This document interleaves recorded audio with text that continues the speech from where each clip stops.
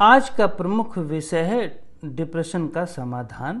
यद्यपि इसका जो मेन सब्जेक्ट मैंने रखा है डिप्रेशन का आध्यात्मिक दृष्टिकोण से समाधान, स्पिरिचुअल वे से कैसे समाधान किया जाए। मैंने अपना ही एक आर्टिकल लिखा है, इस पर मैं इस आर्टिकल पर हम डिस्कस करने चल रहे हैं। आपको ज़्यादा अच्छा लगेगा, ज़्यादा समझ आ जाएगा। ध्यान दें, जब मस्तिष्क को किसी भी एक दृष्टिकोण से सोचने की आदत हो जाती है, जब मस्तिष्क को किसी भी एक दृष्टिकोण से सोचने की आदत हो जाती है तो उसे ही अवसाद की तरफ जाने में देर नहीं लगती। क्यों? क्योंकि मेंटल पैटर्न हमारे ब्रेन को, चाहे वो अच्छा हो, पॉजिटिव साइड हो, सो कॉल्ड पॉजिटिव साइड हो, और चाहे ही वो नेगेटिव साइड हो, ये दोनों पैटर्न हमारे ब्रेन की बहुत एक्सरसाइज करा रहे हैं। मन, मस्तिष्क और इंद्रियों को बस एक ही मार्ग का ज्ञान होता है। एक्चुअली अगर देखा जाए तो मन और मस्तिष्क को सिर्फ एक ज्ञान होता है, एक साइड से। जैसे एक हाथी है, 5 अंधे पकड़ लिए, कोई पैर पकड़ लिया, कोई पूंछ पकड़ लिया, कोई और चीज़ पकड़ लिया, उसको केवल उसी का ज्ञान होगा, उसी से वो ऑब्जर्व कर रहा है, उसी से वो एनालिसिस कर रहा है। उसको पूर्ण सत्य का ज्ञान नहीं है। वो अपनी जो परसेप्शन है वो उसी बेसिक सिस्टम से लगा रहा है। तो ध्यान दो, उसे जब अन्य दृष्टिकोण से का ज्ञान नहीं होता तो अन्य दृष्टिकोण से शांति नहीं मिल पाती। वो अपनी सारी समस्याओं को वो एक ही एंगल से समझाने की कोशिश करता है, सॉल्व करने की कोशिश करता है। वह किसी एक सोच के पैटर्न का आदी हो जाता है। जब ब्रेन किसी एक सोच के पैटर्न का आदती हो जाता है, किसी भी एक पैटर्न या एक शब्द का ही आदती हो गया, तो उसके अंदर फियर का जन्म होने लगता है। जैसे एक एग्जाम्पल दें, ज़्यादातर लोग टच वुड करते हैं। यद्यपि ये टच वुड फियर का एंगल नहीं है उसमें, पर ज़्यादातर 99% लोगों को फियर हो जाता है। अगर वो टच वुड ना करें तो उनको लगता है कि कहीं कुछ गड़बड़ ना हो जाए। मेरा ये कहने का मतलब है कि ब्रेन के अंदर जैसे ही स्पेसिफिक पैटर्न बनाते हो, वैसे ही ब्रेन की नर्व्स में थोड़े दिनों के बाद डिससैटिस्फैक्शन शुरू हो जाता है। यद्यपि उसका मस्तिष्क किसी एक पैटर्न शीघ्रता से स्वीकार नहीं कर पाता है। कहने का मतलब है, हमारा ब्रेन यूनिवर्सल कंसेप्ट से चलता है। आज परिस्थितियां बदल गईं तो सिद्धांत को, उसी सेम सिद्धांत को कैसे अप्लाई करना है, एप्लीकेशन के तरीके बदलते हैं। सेम टू सेम वही चीज़ नहीं अप्लाई हो सकती। जो श्री राम ने किया, जो गांधी ने किया, जो सुभाष बोस ने किया, आज के युग में सेम टू सेम वही चीज़ अप्लाई नहीं हो पाएगी। इसीलिए क्योंकि सिचुएशन बदल गई, एक परिस्थितियां जब बदल जाती हैं तो उसके अनुसार चीज़ें को बदलना पड़ता है, अपने सिद्धांतों को बदलना पड़ता है। ध्यान दें, जब व्यक्ति को सोच के पैटर्न का आदी होता है तो ब्रेन डिससैटिस्फैक्शन से गुजरता है। संभवतः इसीलिए कुछ वर्षों के बाद उन्हें दवाइयों का सहारा लेना पड़ता है, क्योंकि ब्रेन को एक्चुअल में सेटिस्फैक्शन चाहिए। अगर ब्रेन सेटिस्फाइड नहीं हुआ तो ब्रेन और बॉडी के समस्त अंग, आपकी सेंसेस, आपकी जो ज्ञानेंद्रियां हैं पांचों, ये चिल्ला चिल्ला करके आपसे काम करवाएंगी सेटिस्फाइड होने के लिए। ये कर्मेंद्रियां चिल्ला चिल्ला करके आपसे ज़बरदस्ती काम करवाएंगी अगर ये संतुष्ट नहीं हुई थी। मेरे स्वयं के अनुभव में समाधान है, किंतु थोड़ा सा अभ्यास, समझ और अभ्यास की आवश्यकता होती है। इससे उस पैटर्न को विवेक से समाप्त किया जा सकता है। ध्यान दें, ब्रेन में जो भी पैटर्न बनता है उस पैटर्न को सबसे पहले समझा जाता है नॉलेज के थ्रू, और फिर उस नॉलेज के थ्रू समझ करके अभ्यास के द्वारा ख़त्म किया जा सकता है। अगर विदाउट नॉलेज, बिना विवेक के इस्तेमाल किए यदि हम समाप्त करने की कोशिश करेंगे तो वो जीवन में कभी समाप्त नहीं हो पाएगा।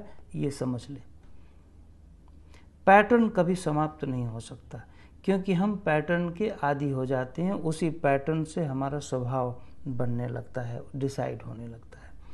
यहाँ पर मैं कुछ सलाह दे रहा हूँ।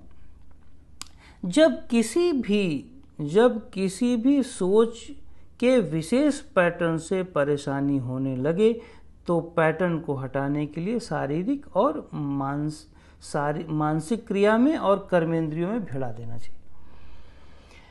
ये नंबर 1 है। जब भी आपको कोई एक स्पेसिफिक पैटर्न परेशान करने लगता है तो मैं हमेशा सलाह देता हूँ कि ज्ञानेंद्रियों को और कर्मेंद्रियों को कहीं ना कहीं इन्वॉल्व कराना चाहिए। जब आप कहीं ना कहीं इन्वॉल्व कराओगे तो वो पैटर्न टूटेगा। अगर वो पैटर्न इन्वॉल्व नहीं करोगे तो टूट नहीं सकता। उस पैटर्न के जाल में आप फंस जाओगे। आपका ही ब्रेन आपको पैटर्न की जाल में फंसा करके तोड़ेगा, मारेगा।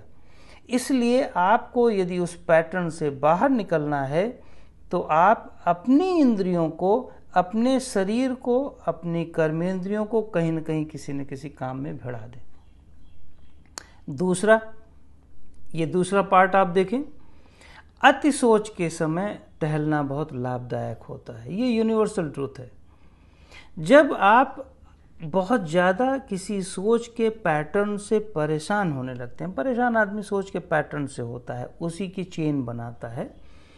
जिस सोच का दुष्प्रभाव मस्तिष्क पर पड़ता है, जब आप बहुत अधिक सोचते हो तो वो सोच आपके हृदय की गति को बढ़ा देता है, स्टमक में हार्मोनल सीक्रेशंस, एसिड के सीक्रेशंस को बढ़ा देगा, लिवर में फ्लक्चुएशन कर देगा, एब्डोमेन में स्क्वीजिंग स्टार्ट कर देता है, चेस्ट में स्क्वीजिंग कर देता है, जिसके कारण उसकी हृदय की गति आवश्यकता से अधिक बढ़ जाती है, जैसे कि मैंने बताया आपको।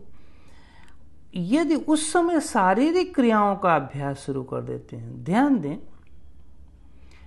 जब सोच के कारण हृदय की गति बढ़े, जब सोच के कारण अपने हार्मोनल चेंजेस शुरू होते हैं, तो शारीरिक क्रियाएं उसी समय शुरू कर देना चाहिए, जैसे टहलना, मस्कुलर एक्टिविटी। जब आप टहलने लगते हैं तो टहलने का अर्थ है फिजिकल एक्टिविटी। टहलने का अर्थ है फिजिकल एक्टिविटी, मस्कुलर एक्टिविटी। तो मस्कुलर एक्टिविटी में हार्ट बीट बढ़ने लगती है। अब आपकी हार्ट बीट सोच से नहीं बढ़ रही है, ये जो ब्रेन थिंकिंग प्रोसेस से है उससे नहीं हार्ट बीट बढ़ रही है। अब आपकी हार्ट बीट वॉक से बढ़ रही है। जब आपकी हार्ट बीट वॉक से बढ़ने लगती है तो ये ऑफ मोड पे चला जाता है, थिंकिंग प्रोसेस डाउन हो जाता है और आप पैटर्न बदल देते हो, ऑटोमेटिकली बदल जाता है, क्योंकि हार्ट बीट अब मैस्कुलर एक्सरसाइज से बढ़ने लगी। वही हार्ट बीट अब सोच से खत्म हो गई। तो कहने का मतलब है कि इस प्रक्रिया से पैटर्न का हृदय पर दुष्प्रभाव समाप्त हो जाता है, क्योंकि सोच से जो हार्ट बीट बढ़ रही है अब वो हार्ट बीट चलने से बढ़ने लगी, सोच से खत्म हो गई, तो सोचना बंद हो जाएगा, क्योंकि आपने पैटर्न ही चेंज कर दिया है। अब आप जरा देखिए, एक दूसरे पार्ट पे आ जाओ। मानसिक क्रियाएं जब हृदय और फेफड़ों की गति बढ़ा देती हैं।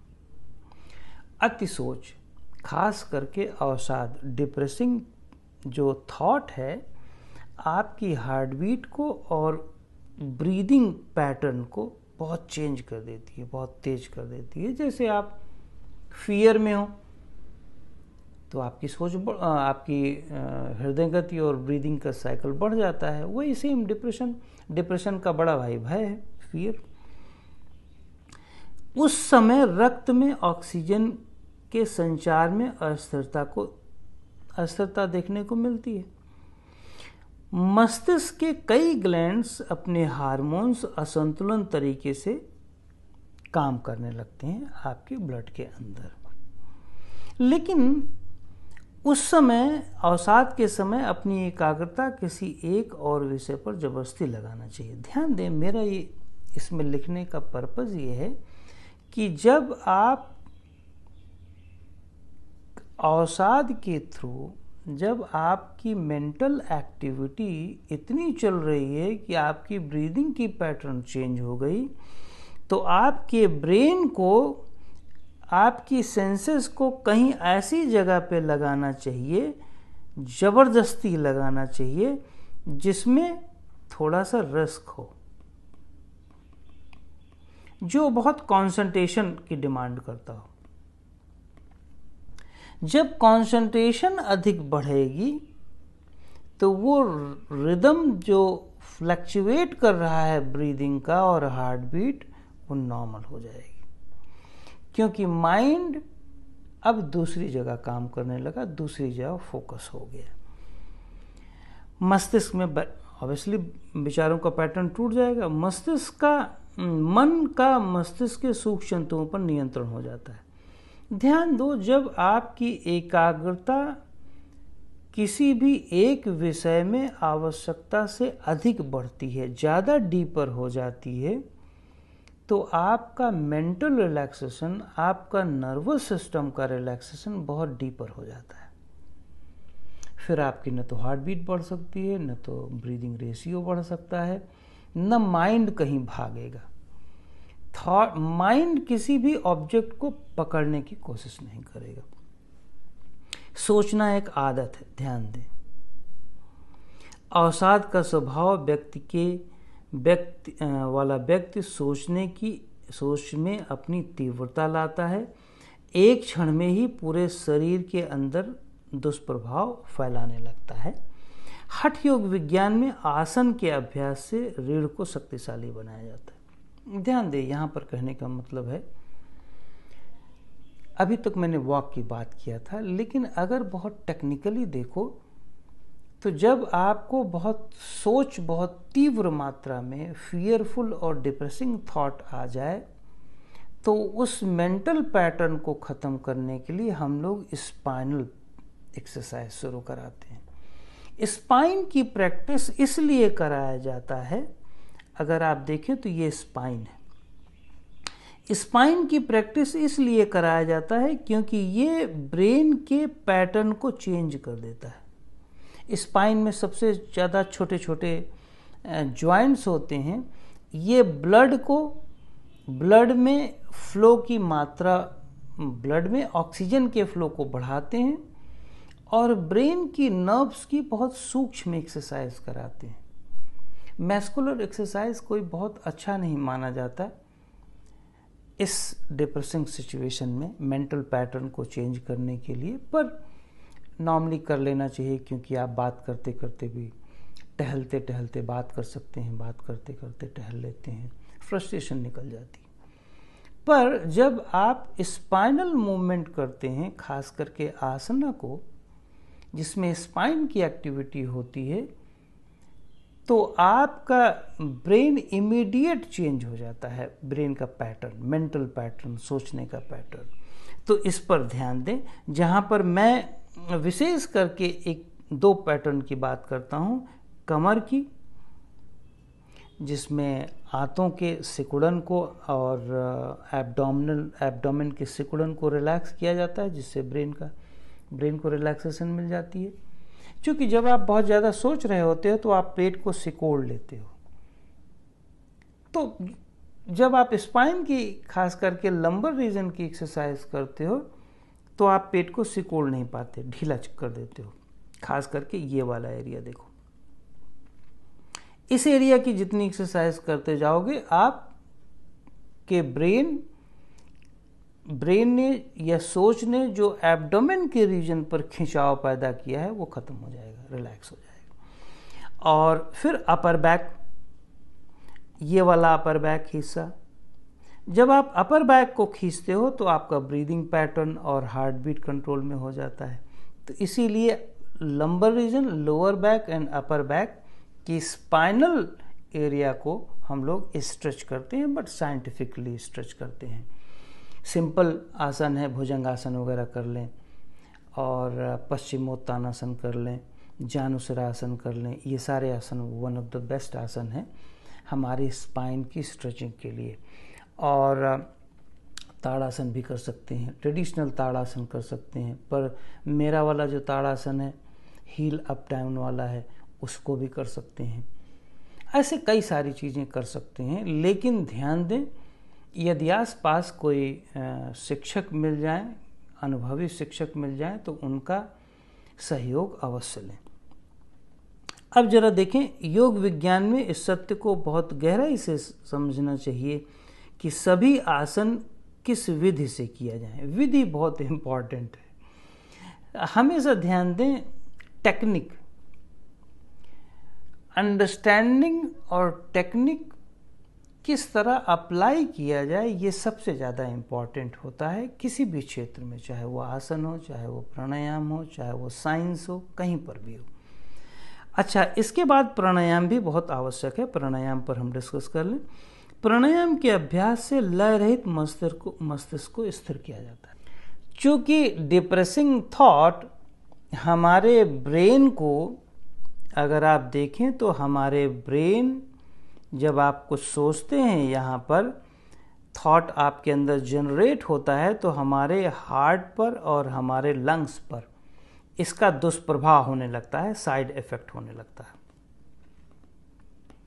यही साइड इफेक्ट को ख़त्म करने के लिए हम प्राणायाम करते हैं, और प्राणायाम ऐसा प्राणायाम करते हैं जिसमें बहुत रिदम होता है। जर्की प्राणायाम नहीं किया जाता, जर्कलेस प्राणायाम किया जाता है, और हर एक रिदम पर विदाउट जर्क स्टॉप नहीं, ब्रेक नहीं लगाया जाता। ध्यान दो, ब्रेन को सबसे ज़्यादा पसंद है लय। तो जैसे ही ब्रीदिंग में लय प्रोड्यूस करते हो, लय लाते हो, वैसे ही ब्रेन की तंत्रिका तंत्र लय में डूबने लगती हैं, रिलैक्स होने लगती हैं, यहाँ तक कि इमीडिएटली सो जाओगे।